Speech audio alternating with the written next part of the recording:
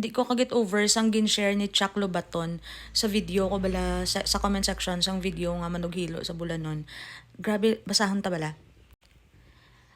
About sa poisons naman, because ang video 'di ba is about mga manughilo kuno sa bulanon. Hambal ni Chuck, about sa poisons naman, sang pag-abot ni Magellan sa Cebu, gin-welcome siya except sa Mactan. Gintry ni Magellan invite sila Lapu-Lapu sa Cebu kay pafiestahan niya kuno.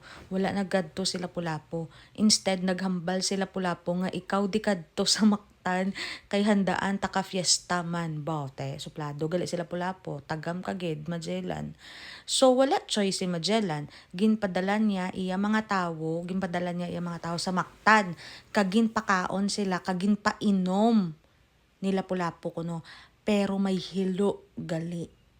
Ginpangutdan sila ulo tanan nila Lapu-Lapu, oh my gosh. Kagin tuhog sa bangkaw, kagin patindog sa shoreline sang Mactan.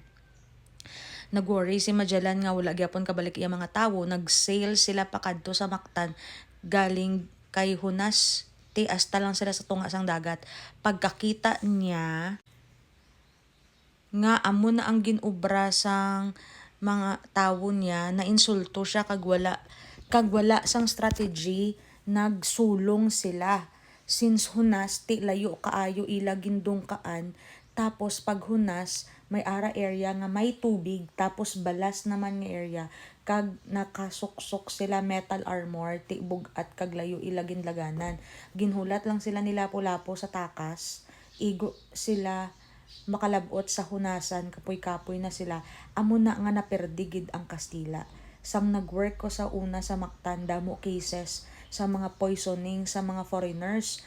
In my opinion, do may amo na gyapon nga culture sa Visayas, and those are knowledge that has been contributed by ITAS or ati nga mga gatherers of medicine.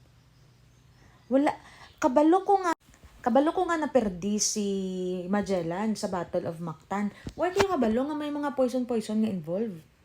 Why kuya kabalo nga may tawo sa galing nga ginpadala before, tapos ginpoison nila Lapu-Lapu kag ginutdan ulo kag ginpabutang sa shoreline? Why ko na ikabalo? Te, kung wala ko nag-post about Bulanon Hiluan, makabalutan na ayhan nga may amo na gali nga detalye sang natabo between Magellan and Lapu-Lapu. 'Di ba? So thank you gid Sir Chuck.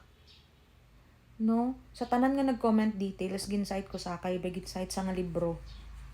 No, and I think he really read it. And then Chuck, thank you gid. This is actually the reason why I keep posting Visayas literature and other stories. Tungod gusto ko ma-unearth ni nga mga detalye, because ang history naton do ka very broad lang bala, wala details.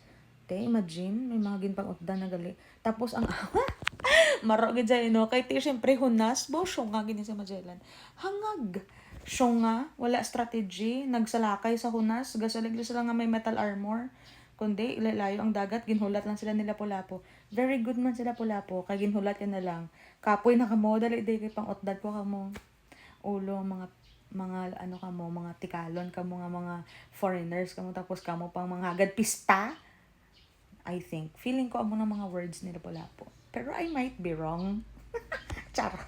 But Sir Chuck, thank you for that wonderful comment.